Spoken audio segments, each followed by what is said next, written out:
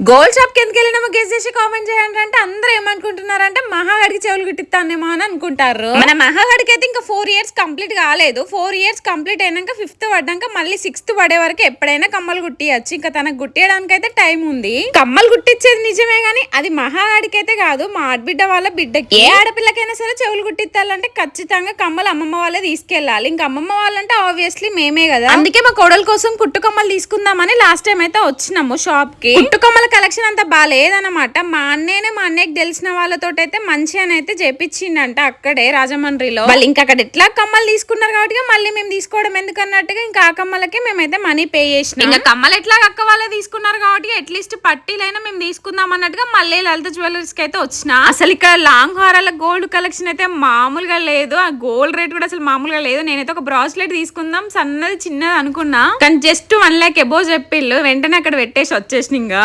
ఎందుకంటే మరీ 1 lakh లో ఏం తీసుకుంటాను చెప్పండి. బ్రాస్లెట్ ఓ 3 లక్షలు 4 లక్షలు అయితే బాగుంటది కదా, మరీ అంత తక్కువ చెప్తాలని గమ్మున వచ్చేసిన. జస్ట్ పార్ట్ ఆఫ్ జోక్, నిజం అనుకునేరు. మళ్ళీ 1 year బ్యాక్ 30,000 కి వచ్చే బ్రాస్లెట్ ఇప్పుడు 1 lakh ఎబో అంటే అసలు వామ్మో ఎంత పెరిగిపోయిందో గోల్డ్ కి. మరీ హ్యాండ్ కి పెట్టుకున్న రెగ్యులర్ బ్రాస్లెట్ కి 1,50,000 పెట్టాలంటే ఇంకా నా పనం దరియదు. అందుకే ఇంకా తీసుకోలేదు. జస్ట్ మా కోడలికి అయితే పట్టీలు తీసుకొని అయితే వచ్చేసి రేపైతే మాడపెడిచి వాళ్ళ ఇంటికి వెళ్తున్నాం. నెక్స్ట్ వీడియోలో కలుసుకుందాం. మరి ఉంటాం మళ్ళీ అంతే వీడియో.